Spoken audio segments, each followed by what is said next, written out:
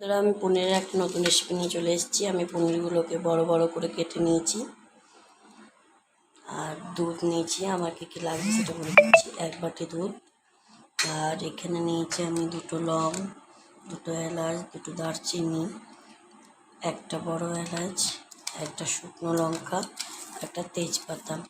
আর এখানে আমার লাগছে হচ্ছে কাজু। আমি 5টা নিয়েছি, টুকরো টুকরো করে ভেঙে নিয়েছি। আদা, লঙ্কা, চারমগজ, পোস্ত। তো এগুলো মিক্সিতে বাটা যায়, মিক্সিতে বেটে মিহি করে যায়, কিন্তু হাতে বাটলে বেশি রান্নার স্বাদটা বাড়ে। তো আমি এগুলো সব একটু ভিজিয়ে নেবো 5 থেকে 10 মিনিটের মতো।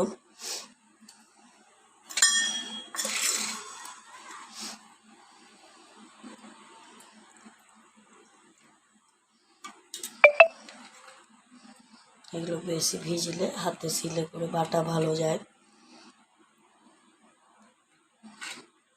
এটা কিছু না, এটা দুধের সরটা। পোস্তটা, চারমগজটাও দিয়ে দেবো। পোস্ত, চারমগজ দিয়ে দিলাম। 10 মিনিট পর আমি এটা বাটবো, শিলে বাটবো। শিলে বাটলে রান্নার স্বাদ ভালো হয়। 10 মিনিট পর আমার 10 মিনিট হয়ে গেছে। আমি এটা বাটার জন্য নেব।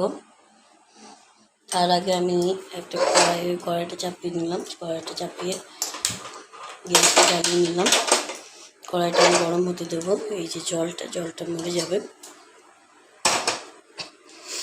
আমি ততক্ষণে আদা, কাঁচা লঙ্কা আর এই চারমগজ, পোস্ত, কাজু বাটার বেটে নিয়ে আসি।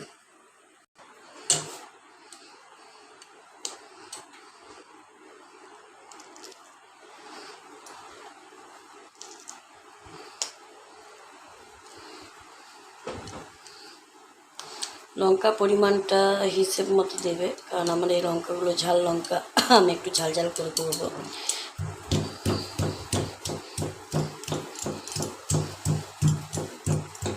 আমি বেটে নিই।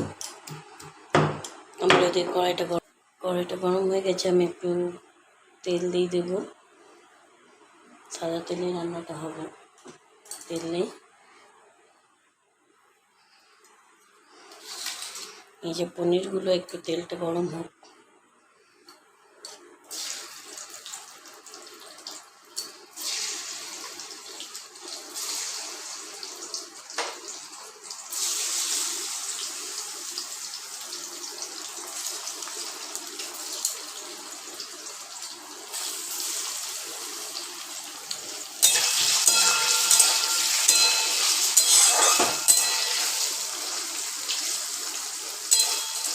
আমি দুবারে ভাগ করে নিয়েছি, দুবারে ভাজবো। আর গ্যাসটা কিন্তু মিডিয়াম হবে।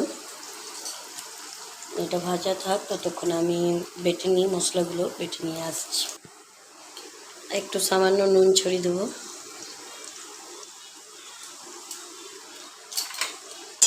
নিয়ে নেবো।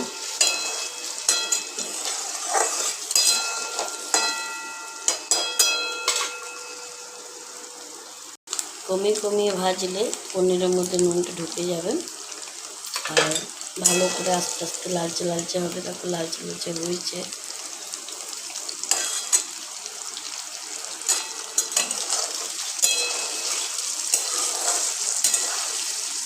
বেশি নাড়বো না, পনির ভেঙে যাবে। আস্তে আস্তে লালচে হোক। আমি এদিকে আদা লঙ্কাটা বাটা হয়ে গেছে। এবার এইগুলো একসাথে দিয়ে পরে বেটে নেব। এরকম একটা ছাঁকনি নিয়েছি। এই যে ভিজানোটা রেখেছিলাম, জলটাকে ছেঁকে নেব। দিয়ে এখানে দিয়ে দেবো।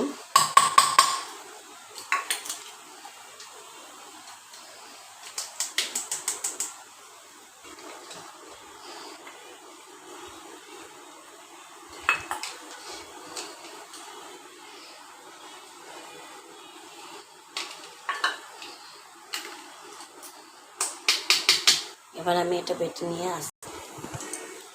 আমার বাটা হয়ে গেছে। আমি লাল করে ভাজা হয়ে গেছে। এবার আমি গ্যাসটা জোরে দিয়ে দিচ্ছি। আমার নুন ঢুকে গেছে পনিরের মধ্যে। এতক্ষণ ভাজলে যদি সবার মনে হয় যে পনিরটা শক্ত হয়ে যাবে, সেটা না। যাদের পনির শক্ত হয়ে যাবে তারা এই যে নামানোর সাথে সাথে ঠান্ডা জলে দিয়ে দেবে। আর আমার পনির শক্ত হয় না, আমি শক্ত করি না, এইগুলো এমনি করে নামিয়ে দেবে, প্লেন এমনি করে ছেঁকে নেব।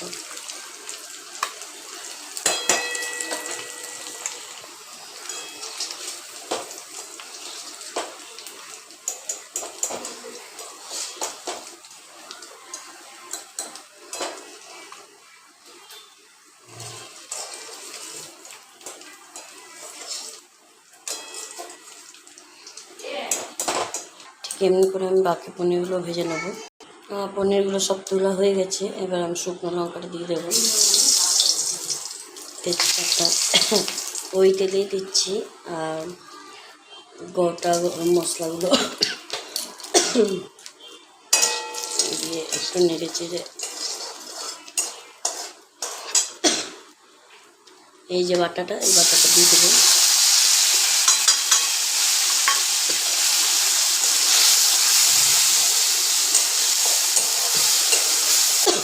আমি গ্যাসটা কিন্তু কমে রেখেছি, একটু একটু জল দিয়ে দিয়ে কষাবো।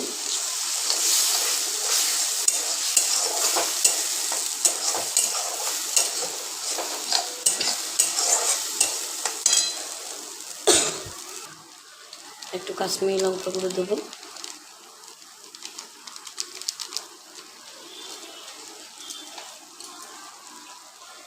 পরিমাণ মতো নুন দিলাম।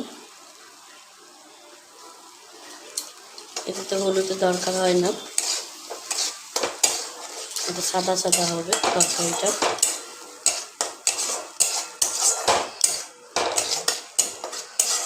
আমার একটু কাশ্মীরি লঙ্কা গুঁড়ো লাগবে,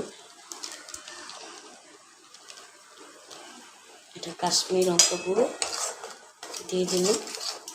আর একটু সামান্য সামান্য একটু জল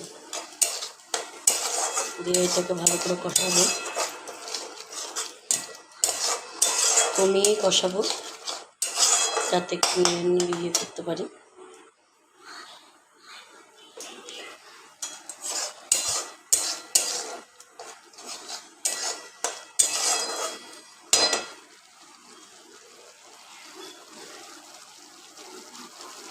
আমার তেল ছাড়ছে,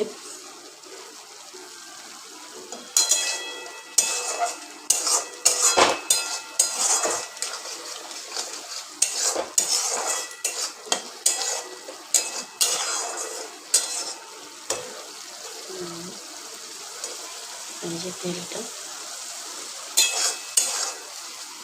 তেলের কালারটা লালচে লালচে এসছে, কিন্তু ক্যামেরাতে আসছে না।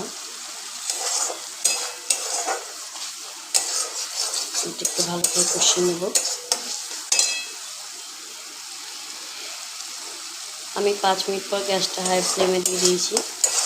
এবার আমি হাই ফ্লেমে দিয়ে সমানে নেড়ে নেড়ে মশলাটাকে একটু কষিয়ে নেব বা ভেজে নেব। দেখো মশলাটা কেমন গায়ে উঠে আসছে, আমার হয়ে গেছে।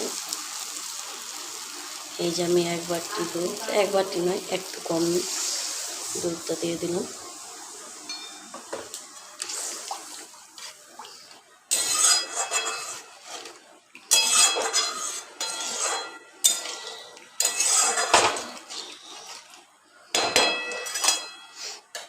গ্যাসটা হাই ফ্লেমেই থাকবে।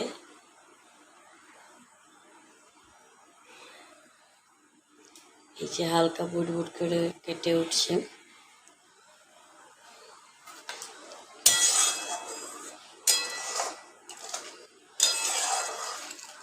এটা খুব টেস্টি হয়, সম্পূর্ণ নিরামিষ, পেঁয়াজ রসুন ছাড়া। আমাদের বিশেষ করে মা ঠাকুমা দিদাদের জন্য, যারা আমাদের হিন্দুতে আছে যে বিধবা হলে আঁশ খাবে না, তাদের জন্য। আর এমনিও সবাই খেতে পারো, স্বাদটা ভালোই হয়। পোলাওয়ের সাথে বেশি ভালো হয় এগুলো, নিরামিষ পোলাও নিরামিষের সাথে ভালো যায় এই তরকারিটা। সব কিছুতেই, ঠাকুরের ভোগে সব কিছুতেই যায়। আমি পনিরটা দিয়ে দিলাম।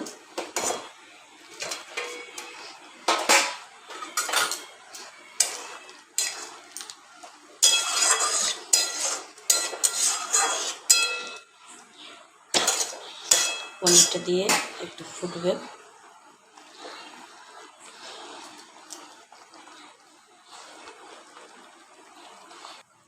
এর সাথে এই যে খুন্তিতে এই যে গায়ে লেগে থাকাটা দিয়ে চেটে রেখে নিতে হবে নুন ঝালটা। আমি দিয়ে দিলাম শাহি গরম মশলা গুঁড়ো, এবার একটু নিয়ে নেব।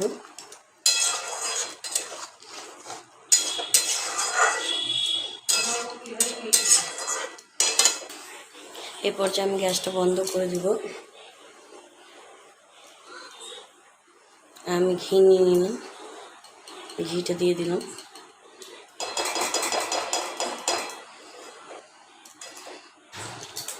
একবার নেড়ে দেবো। এই যে যতটুকু ঝোলটা আছে সেটাও পনিরে টেনে নেবে। রেসিপিটা ভালো লাগলে লাইক, শেয়ার ও সাবস্ক্রাইব করে দেবে। দেখা হচ্ছে পরবর্তী আরেকটা রেসিপি নিয়ে।